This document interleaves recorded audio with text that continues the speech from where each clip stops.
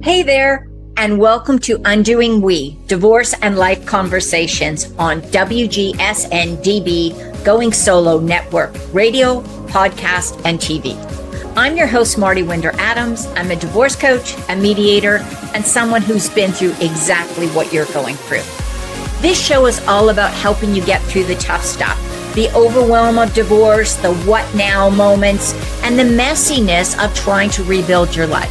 We're going to talk about real life challenges, share expert advice, and give you practical tools you can use to move forward with your life. Are you ready to start shifting from we to me? Grab a coffee, sit back, and let's get started. Hello, and welcome back to another episode of Undoing We. Today, we're going to touch on a topic that I think is very important in divorce, and that is the idea of how to distribute the assets, but also the debts in a divorce so that both people come out with the maximum amount of resources and the maximum amount of funds so that they are able to move forward with their life post-divorce. This is a very touchy subject for most people. A lot of people, finances are not their wheelhouse, and so they don't feel good about kind of getting into the nitty-gritty about the finances during the divorce. They may get a little bit sort of turned off about the idea of discussing finances, and it may be some people may be just completely overwhelmed because maybe you've never had anything to do with your finances in your relationship. And that's okay. So I want to share with you a conversation that I had with an amazing resource for anybody going through the divorce process. And that is Victoria Kirilloff. Victoria is a CDFA, a Certified Divorce Financial Analyst, an NCPA, which is a nationally certified professional mediator. And she's also a CDS, which is a certified divorce specialist. And what Victoria has done is she has, out of her own challenges in a toxic relationship, she created what she calls her global settlement proposal and divorce report, which is extremely comprehensive. I have seen one. It gives you all of the ins and outs and the pros and cons of making different financial decisions throughout the divorce. And I cannot stress how important this is because, as Victoria talks about and I share, when you have a good understanding of the numbers behind the divorce, you are able to walk into the mediation or into a meeting with your attorney and know exactly where you stand, what you can afford, what makes financial sense with you, or what doesn't make sense. And so one of the things that you will find is that divorce attorneys are there to represent you in the legal aspects of your divorce. They are not by training or required to have any understanding of financial planning or specific to divorce. What way is the best way to reduce your tax debt? What way is the best way to maximize your income? They're also not divorce real estate professionals or divorce lending professionals. So there are attorneys who do have some financial background or some who are CDFAs plus family law attorneys, but that's not the case for most attorneys. So one of the things that I really stress with my clients is that before you start hiring an attorney, if you have assets in your relationship, so that could be a home, other real estate, it could be valuable collections, art, or cars, or whatever you may have. If you have a family business, or if you're part owners in a business with your spouse, if you have large or small retirement savings, or specific types of investments, meeting with the CDFA, like Victoria, is really important before you go to your attorney, because once you understand your numbers, then you can go and talk to your attorney from that place of knowledge. So I want to tell you just a little bit more about Victoria. She has her own company called Divorce Analytics. It is a firm that is dedicated to making the financial side of divorce transparent, easy, and productive. By focusing on those financial facts, she helps you transform divorce from feeling overwhelming and confusing to having really an empowered sense of confidence going into these negotiations. So listen into my conversation with Victoria, and I will catch you on the other side. I mean, I can do a basic budget with my clients. I can help them gather the documents. But what you really do is take all of that information and put it into this report that lays out the options. And can you talk a little bit more about what is contained in that report and why this is so important to have this before you start talking to your attorney about anything that you want or don't want in the divorce settlement? Absolutely. So to begin with, I am a believer that divorce is really a 4-phase event. There is an emotional, social, financial, and legal phase. Now, to really do this effectively, you need to break it down and work with the right professional at the right time. A divorce coach comes into play with the emotional and social phase, but where rubber really starts to hit the road and this becomes a business operation is in the financial phase. That's when you work with someone like myself, a certified divorce financial analyst, to build out the global settlement proposal. So then when you do start to negotiate, you know what you're talking about. I cannot stress it enough. Divorce is an order of operations event. Now, the phases do not, you don't complete one and then go to the other. They blend. But if you do not know your financial facts and if you do not have good emotional regulation, you are not going to be able to enter into the legal phase in a cost-effective or highly controlled way. Now, divorce is going to be a rough experience just by nature, but there are ways to make it more improved and to give yourself a higher quality of experience. And that really goes into knowing your financial data. Now, doing a budget is like the least sexy thing. It is. Yeah. But it is truly where all of your power lies. I have clients that are 2 to 3 years in the divorce process, and I ask them for a budget, and they give me a very basic estimation, and I'm like, oh hell no, this is bad. Because if you don't have your cash flow considerations understood, how are you ever going to know how much money you need for spousal support? Or, if your ex is proposing what looks like a good settlement on paper, well, you need to be able to verify what your future life expectations are. Right. Otherwise, they could be offering you $10 million. If your expenses are $20 million, it's a bad deal. Yeah. So, and I think that's something that I see quite often, Victoria, is I see a spouse, particularly the spouse that controls the money. And that's very common in a relationship. And sometimes that's financial abuse. And sometimes that's just the way life goes. Like I know in my first marriage, I did all the financial stuff because my partner didn't want anything to do with it. But at any point in time, we could talk about finances. He had all the access to the books. So you have to be aware of that situation, because if you are in the financial abuse situation, you may not know anything about the money. You may be told you don't have access, and you may find out that you are not on any account and you're not going to be able to get that information. But at least you can find out where the institutes are, where the accounts are, if you're a little bit of a detective. And that's where you can kind of guide people, right? Where to look for this information. And I know there was something else I was going to say there, but I think it is, like you said, I really love the idea of making sure that you include everything in your budget. That's where I was going, because I have seen cases where typically, because I work with women mostly, where the woman has left the relationship. She's gone maybe to live with her parents, or maybe a sister, or maybe a friend. So right now she's not paying rent. So when she gets her budget, she doesn't include rent, because in her head, she's not paying rent. But when if you're living in LA and your rent is going to be $3,000 a month, you better have that in your budget when you submit it to your legal team. That's the kind of stuff you're talking about that can so easily get overlooked, right? Well, Yes, and I can't tell you, it makes my blood boil, but for some freaking reason, attorneys do not jump on emergency spousal support orders when they need to.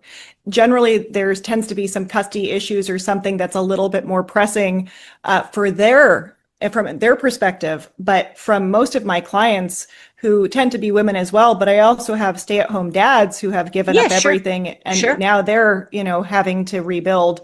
And so, getting emergency spousal support is going to be one of the most important things if you are coming from a financially disadvantaged position, whether that's through financial abuse or if that's just how the operations of the marriage worked. And, I think the more that you actually understand your cash flow data and you have it broke out, it becomes that much more harder for them to push back and refute. Right. I see it oftentimes. I'm working on this case right now where they live in Southern California and their cost of living as a married couple was around $55,000 a month.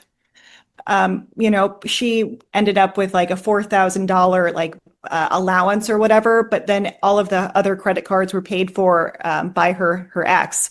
And so in his mind, and keep in mind, this guy makes $100,000 a month.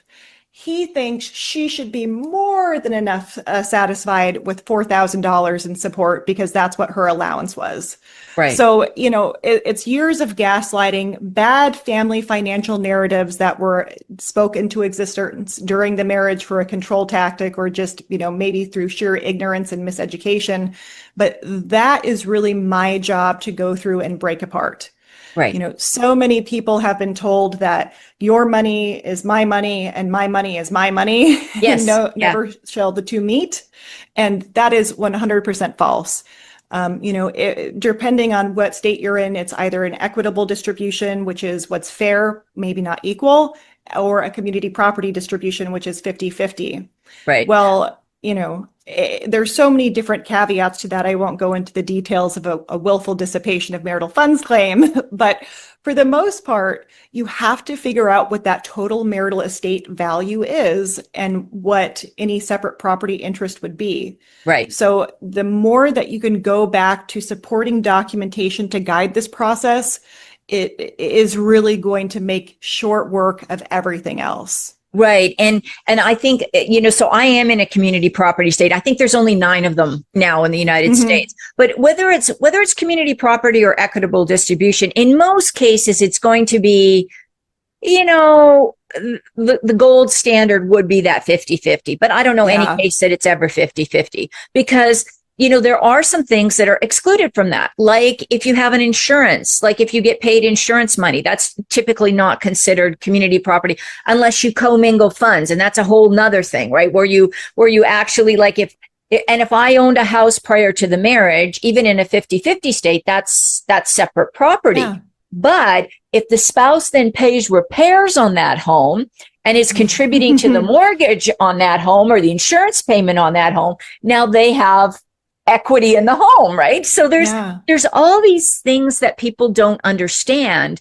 And that's another topic. Maybe one day we have to talk about that is if you're going to go into a relationship and you have some assets, how can you protect those assets, even if you don't want to do a prenup or a postnup, which I believe everybody should do, even if you were the best of friends and never think there's going to be a divorce. I just think it's a nice thing to do. But anyhow, I get off track on that one. But you really help people identify those things. What do you see as some of the common maybe mistakes or misunderstandings? I know that one of the big ones is that what's mine is mine and what's yours is mine because I said it is. I get that. What are some of the other big mistakes that you see your clients coming in with or big misunderstandings?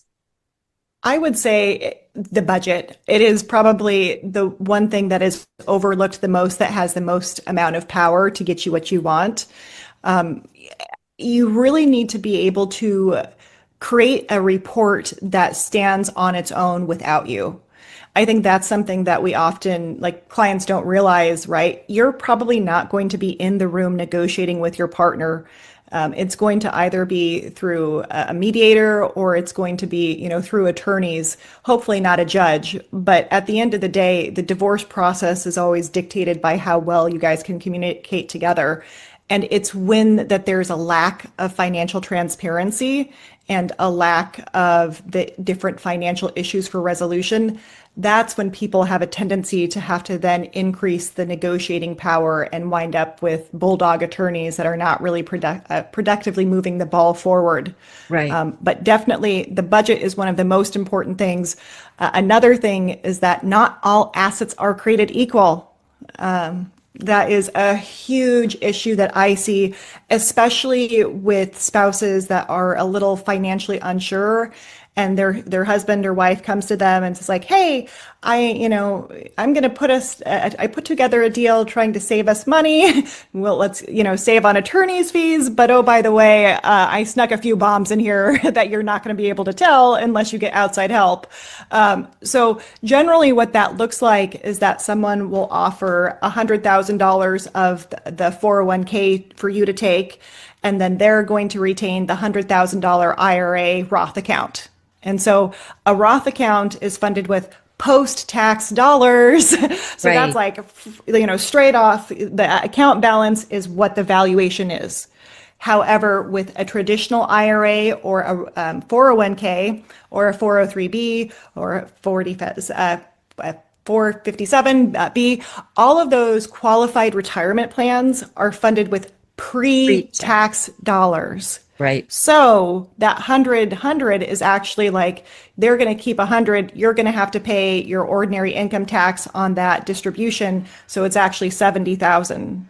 Right. So there's little things that on paper can look very deceiving, and you always need to be blending in what the tax implications are of the event. So thank you for pointing that out. That's something I think that, I always kind of gloss over that, but I really appreciate you saying that. I think the other thing that I see is people who see the house as the biggest asset and they take it. Now, whether they can qualify for the mortgage, a lot of people just assume, well, I'll just assume the mortgage. No, that doesn't happen. You have to qualify, and your spousal support payments have to be in place for, I think, typically 6 months before they can qualify as income. So you may have an income gap where you can't. Now, I have seen some very creative settlements where the spouse, the moneyed spouse, agrees to continue to pay the mortgage until the 6 month time, at which time there is enough qualified income for. So there's, if your spouse is willing to work with you, you can do these things. But I always say that house, yes, it is an asset, but it's also, a money pit, just like that old movie, right? Because it's going to need a roof. It's going to need maybe plumbing repairs. It might need some foundation work. So you have to look at, really, is it a good investment? And that entirely depends on where you're at. And that's why I love what you do. And I think that this is why I think that 4-phase or that 4-stage of divorce is so important, because you have to have your financial ducks in a row before you go talk to your attorney, because your attorney is going to most typically give you the standard information, get the biggest asset, which is the house, and they, I've seen situations where very well-known attorneys have talked their clients into taking the house, and then the client can't qualify for the mortgage. And the attorney goes, well, didn't you check that out? Like, no, because didn't you check that out? Yeah, exactly. And I think that just is a beautiful segue into letting our listeners know that your attorney is not trained in personal finance in law school, right? Like, I am originally a wealth manager. I was a financial advisor that then further specialized as a divorce analyst after I had my own events. But this is not something that most divorce professionals are trained in.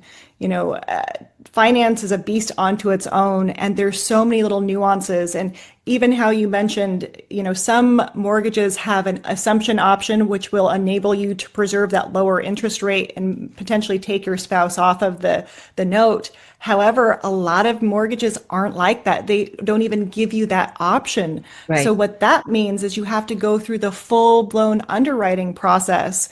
And another event that you have to consider as a part of your mortgage analysis is your debt to income ratio.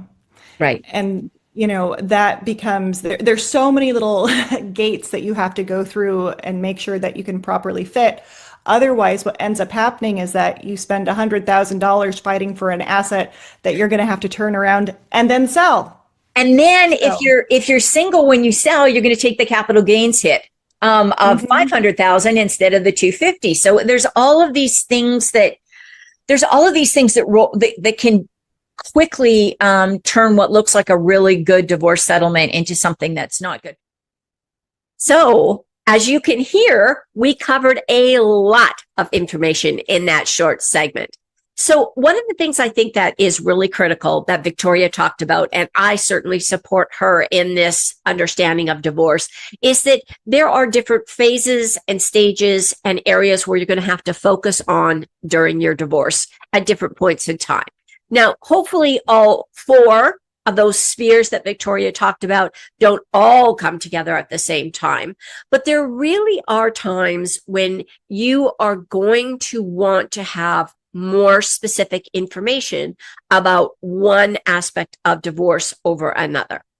So obviously I see the emotional as sort of the overarching issue, because if you can't deal with your emotions, you cannot make logical, beneficial decisions. Think of the last time you were really angry. Did you make a decision that was in your best interest? Probably not, right? So what we want to do is get through the emotional stuff. And one of the ways to get through the emotional stuff is to have an understanding of the financial side of divorce. Because fear around, can I afford to live on my own? Can I afford to go back to school? Can I afford to retire at 55 like I wanted to after the divorce? Are issues that drive us and keep us in that emotional state. So we shared a lot of details about some of the financial things that women and men need to consider in divorce. And yes, there are times when finding this information is going to seem a little bit daunting and overwhelming. But if you start collecting financial information that you're going to need to talk to your attorney, or hopefully your CDFA before you talk to your attorney, you're going to be so much farther ahead. This is especially important if you believe, or you have reason to believe, that there may be accounts that you're not aware of, that there may be some funny business with the money, that your spouse may start cleaning out accounts or moving accounts or hiding assets if they know that you are going to be filing for divorce. All of these things are very real issues that people have to deal with. Not everybody has to deal with this. A lot of couples are very upfront. They're very transparent with their finances. And hopefully you are not in a situation where you have to worry about things. But even if you're not, even if you are truly comfortable with what your spouse is declaring as their income and their expenses, and you have been honest and clear on your expenses and your income or assets or things that you have, it's still worthwhile, if you have any kind of assets, to go to CDFA and just have them run the numbers for you. Because what you may find, and Victoria alluded to this in a couple of points that she made, is that money in one asset is not the same as money in another asset. So different kinds of IRAs. Money in your house is not the same as money in a savings account or in a HSA or in a HELOC. All of these things are issues that you may have to deal with. So take the time to get clear on your money. You are going to thank yourself in the future because you are going to have the confidence you need to walk into that mediation or that meeting with your attorney and be able to articulate what you want, what you need, and what you know that you can afford to do. Don't be scared of the money. Don't be scared of the numbers. If math or budgeting or finances is not your cup of tea, I get it. It's not mine either. But the good news is there are professionals out there that can walk you through this step by step so that you make the most informed decisions about the finances so you're able to have a solid foundation moving forward post-divorce. Thanks for sharing your time with me on Undoing We. If this episode resonated with you, be sure to share it with a friend and don't forget to hit subscribe so you don't miss the next one. If you're looking for some more support, be sure to grab my guide, 5 Strategies for Better Communication During Divorce and Other Life Transitions. The link is going to be in the show notes. And remember, no matter what you do today, do something special for yourself because you deserve it.